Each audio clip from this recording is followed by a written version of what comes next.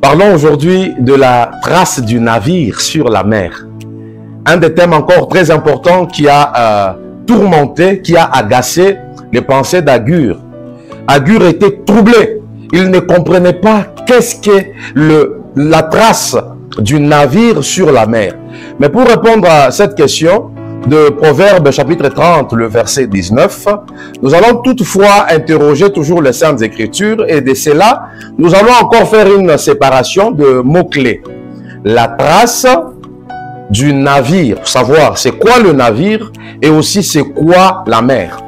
Déjà, pour connaître ce que c'est la mer, nous allons comprendre premièrement avec le livre de Genèse chapitre 1er, le verset 10, que la mer, c'est le résultat ou la résultante de divorce qui s'est passé entre le sec et les eaux.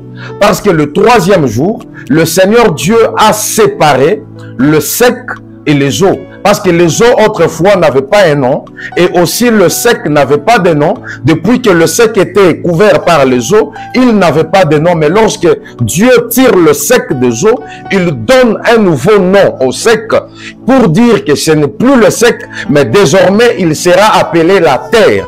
Et l'amas des eaux qui couvrait le sec a eu aussi un nouveau nom qu'on a appelé mer. Donc la mer, c'est la résultante de la séparation que l'Éternel Dieu avait opérée entre le sec et aussi l'amas des eaux.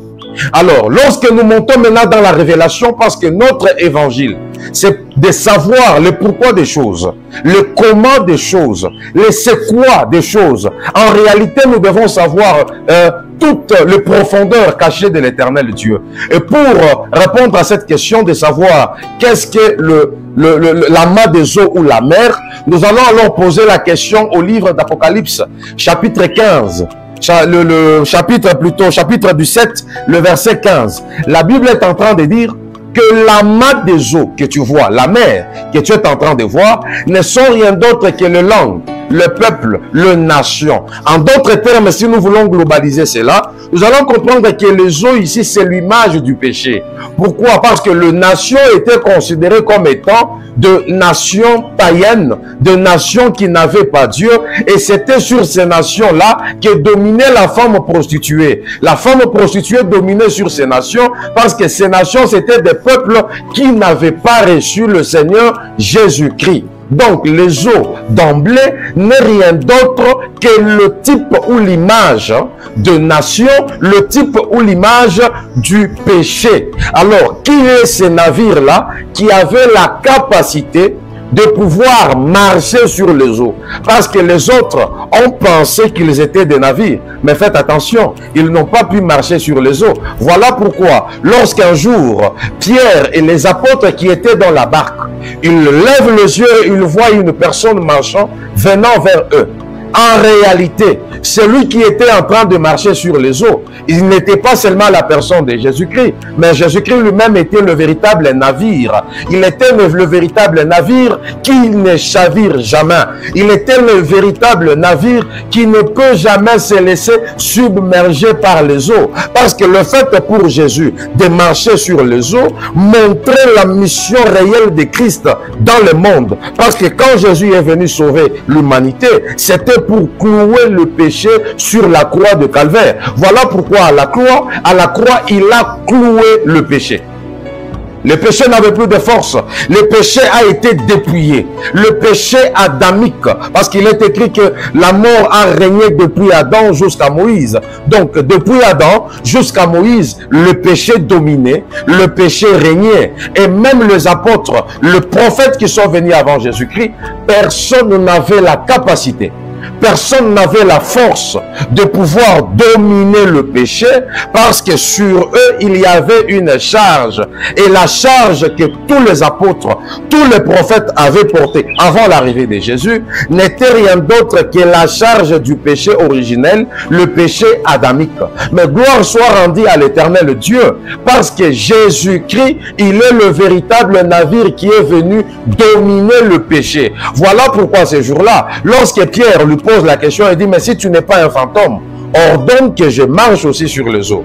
Il est vrai que Pierre a marché sur les eaux, mais comme il avait un poids, le poids qu'il portait, c'était lequel? C'était le poids du péché adamique.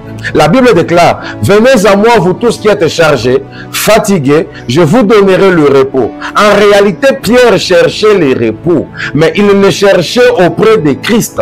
Mais comme il y avait un poids sur lui, voilà pourquoi Pierre n'a pas pu marcher toujours, marcher continuellement sur les eaux, mais il s'est retrouvé en train de s'enfoncer. Il s'enfonçait dans les eaux parce qu'il n'avait pas le pouvoir sur le péché, il n'avait pas le pouvoir sur l'iniquité. Voilà pourquoi quand Jésus-Christ est venu, il tient son disciple, il tient l'apôtre Pierre et il le relève. En d'autres termes, il le sauve. C'est ça même la mission que Jésus est venu faire. La trace du navire sur les eaux est égale à la mission que Jésus a fait pour venir sauver l'humanité. Lorsqu'il est venu nous sauver, il a dominé, il a marché sur le péché le péché qui nous avait submergé autrefois, le péché qui nous avait dominé autrefois. L'arrivée de Jésus a chassé le péché. Voilà pourquoi sur la croix de Calvaire, il a cloué le péché, il a cloué les œuvres de la chair, il a cloué l'iniquité avec tout ce qui en va avec. Donc Jésus est sorti victorieux. La loi du péché n'a pas pu dominer sur lui. La loi du péché a été impuissante sur lui. Voilà pourquoi il est écrit qu'il était un agneau sans tache, un agneau sans défaut, un agneau sans ride, ni rien de semblable. Les eaux ou les péchés ne pouvaient pas le dompter. Mais lui, au contraire, il a marché, il a dompté, il a marché, il a dominé sur le péché. Marcher sur les eaux, c'est dominer sur le péché. Et cela était un enseignement pour l'Église. Il voulait aussi dire à l'Église, de la même manière que moi, je domine le péché, Église, dominez aussi le péché. Marcher sur le péché. Voilà pourquoi toi qui es en train de pécher, à deux fois tu fais certains péchés que tu considères comme secrets. Il est vrai que les hommes ne te voient pas. Il est vrai que ton entourage est innocent. Ils ne connaissent pas ce que tu fais en secret. Mais je suis en train de te rassurer que dans le ciel, il y a un homme qui te connaît. Il y a un homme qui te voit. Il y a un homme qui voit même dans le secret. Le secret que tu fais le péché que tu fais en secret. Le péché que tu fais en cachette. Même si tu as avorté sans que personne ne le sache, je suis en train de t'informer que dans le ciel, il y a un homme qui t'a vu. Mais aujourd'hui, il vient te donner aussi cet enseignement et te dire que toi aussi, tu es capable de dominer, de marcher sur les eaux, de marcher sur le péché, d'avoir le dessus au-dessus du péché, d'avoir tout pouvoir sur le péché. Voilà pourquoi sa trace quand il vient auprès de nous, nous qui étions l'image ou le type de l'apôtre Pierre qui était déjà en train de couler dans les eaux, lorsque Jésus est venu, il nous a apporté la grâce. Donc en d'autres termes, Pierre devrait mourir. Il ne méritait pas parce qu'il n'avait pas la force de marcher sur le péché.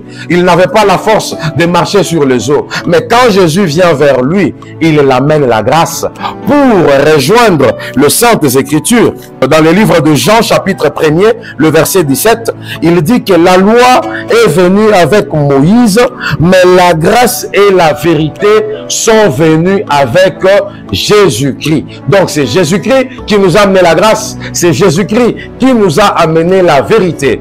Par lui, nous avons eu la grâce. Par lui, nous avons eu la vérité. Voilà pourquoi que personne ne te condamne.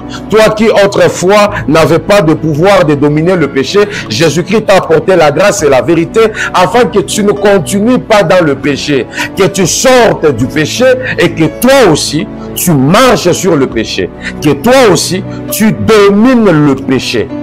Vraiment que la grâce de Dieu puisse nous être favorable. Et pour finir, nous allons aussi comprendre là que la trace du navire sur les eaux, nous allons aussi les lire dans le livre de Proverbes chapitre 31, le verset 14. La Bible déclare, elle est comme un navire marchand qui amène son pain de loin. Vous allez finir le verset.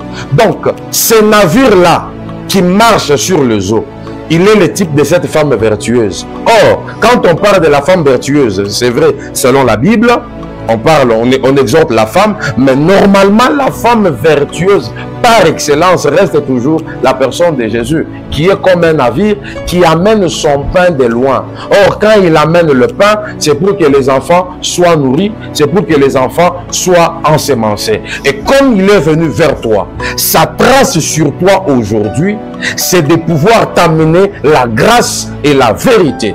Comme il t'amène la grâce et la vérité, tu n'as plus droit de dire que la chair est faible. Tu n'as plus droit de dire que le péché était plus fort que toi. Mais tu as droit aussi de dire que l'esprit est disposé. Tu as droit de dire que maintenant tu ne vis plus selon la chair, mais que tu vis selon l'esprit. Le vœu de mon cœur est que la trace du navire puisse se manifester, qu'elle soit manifeste dans la vie de quelqu'un, qu'elle soit manifeste dans la vie d'un serviteur de Dieu, dans la vie d'une servante de Dieu, dans la vie d'un intercesseur, dans la vie de tout enfant de Dieu, au nom de Jésus. Soyez bénis.